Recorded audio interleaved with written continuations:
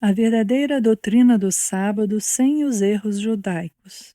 Mateus capítulo 12, versículos 1 a 13. Por aquele tempo, em dia de sábado, passou Jesus pelas searas. Ora, estando os seus discípulos com fome, entraram a colher espigas e a comer. Os fariseus, porém, vendo isso, disseram-lhe: Eis que os teus discípulos fazem o que não é lícito fazer em dia de sábado. Mas Jesus lhes disse: Não lestes o que fez Davi, quando ele e seus companheiros tiveram fome? Como entrou na casa de Deus e comeram os pães da proposição, os quais não lhes era lícito comer, nem a ele nem aos que com ele estavam, mas exclusivamente aos sacerdotes? Ou não lestes na lei que aos sábados os sacerdotes no templo violam o sábado e ficam sem culpa? Pois eu vos digo, aqui está quem é maior que o templo. Mas se vós soubesseis o que significa, misericórdia quero e não holocaustos, não teríeis condenado inocentes, porque o Filho do Homem é Senhor do sábado. Tendo Jesus partido dali, entrou na sinagoga deles. Achava-se ali um homem que tinha uma das mãos ressequida. E eles então, com o intuito de acusá-lo, perguntaram a Jesus: É lícito curar no sábado? Ao que lhes respondeu: Qual dentre vós será o homem que, tendo uma ovelha, e num sábado essa cair numa cova, não fará todo o esforço tirando-a dali? Ora, quanto mais vale um homem que uma ovelha? Logo, é lícito nos sábados fazer o bem. Então disse ao homem: Estende a mão. Estendeu-a, e ela ficou sã como a outra.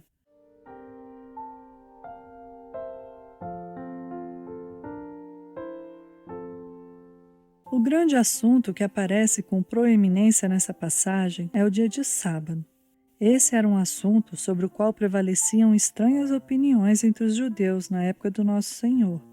Os fariseus haviam feito muitos acréscimos ao que as Escrituras ensinavam a respeito do assunto e sobrecarregaram o verdadeiro caráter desse dia com as tradições humanas.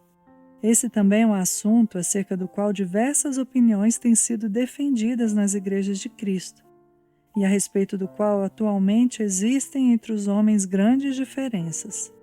Vejamos o que podemos aprender a esse respeito, com base nos ensinos do nosso Senhor nesses versículos. Em primeiro lugar, fixemos na mente, como um princípio solidamente estabelecido, que nosso Senhor Jesus Cristo não anula a observância de um dia semanal de descanso sabático. Nem aqui, nem em qualquer outro trecho dos 4 evangelhos isso acontece.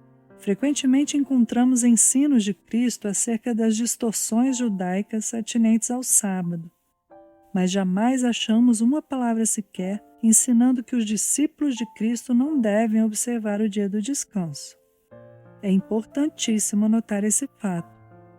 Os equívocos que se têm originado de uma consideração superficial das declarações do nosso Senhor acerca do sábado não são nem pequenos nem poucos. Milhares de pessoas têm chegado à conclusão precipitada de que os cristãos nada têm a ver com o 4º mandamento da lei e que ele não é obrigatório da mesma forma que não é obrigatória a lei mosaica dos sacrifícios de animais. Todavia, nada existe nas páginas do Novo Testamento que justifique essa conclusão. A verdade patente é que o nosso Senhor não aboliu a lei do sábado. Tão somente ele a liberou das interpretações incorretas, purificando-a de adições inventadas pelos homens. Jesus não arrancou do decálogo o 4º mandamento. Apenas o desnudou das miseráveis tradições pelas quais os fariseus haviam incrustado o dia, transformando-o em uma carga insuportável em vez de ser uma bênção. Jesus deixou o 4º mandamento exatamente onde o encontrou, ou seja, como parte integrante da eterna lei de Deus, da qual não se pode retirar nem mesmo um tio, e a qual jamais passará, que nunca nos esqueçamos disso. Em segundo lugar, fixemos bem em nossas mentes que nosso Senhor Jesus Cristo permite que todas as obras de real necessidade e as obras de misericórdia sejam feitas nos dias de sábado. Esse é um princípio abundantemente firmado na passagem bíblica que ora consideramos. Encontramos Nosso Senhor justificando seus discípulos por colherem espigas em dia de sábado. Era um ato permitido nas Escrituras, Deuteronômios 23, 25. Eles estavam famintos e necessitados de comida, portanto, não seria possível culpá-los. Vemos o Senhor Jesus frisando a legitimidade da cura de um homem enfermo em dia de sábado.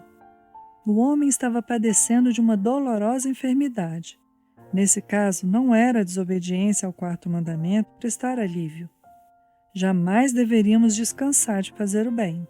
São salientes e irretorquíveis os argumentos por intermédio dos quais Nosso Senhor dá apoio à legitimidade de toda e qualquer obra necessária ou de misericórdia em dia de sábado. Quando acusado pelos fariseus de ter quebrado a lei junto com seus discípulos, Jesus lembra-os como Davi e seus homens, quando necessitados de alimentos, haviam comido dos pães da proposição que estavam no tabernáculo. Ele os faz relembrar de como os sacerdotes são obrigados a trabalhar aos sábados no templo, abatendo animais e oferecendo sacrifícios. Também os fez lembrar de que até mesmo uma ovelha deveria ser ajudada a sair de um buraco em um dia de sábado, em vez de se permitir que ali ficasse e morresse. Acima de tudo, porém, Jesus estabelece o grande princípio de que nenhuma ordenança de Deus deve ser pressionada sobre nós, de modo que nos obrigue a negligenciar os claros deveres da caridade para com o próximo. Abre aspas. Misericórdia quero, e não holocaustos. Fecha aspas. A primeira tábua da lei não deve ser interpretada de tal maneira que nos force a desobedecer a segunda.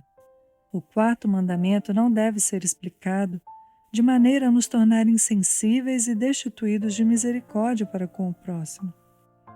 Há uma profunda sabedoria em tudo isso.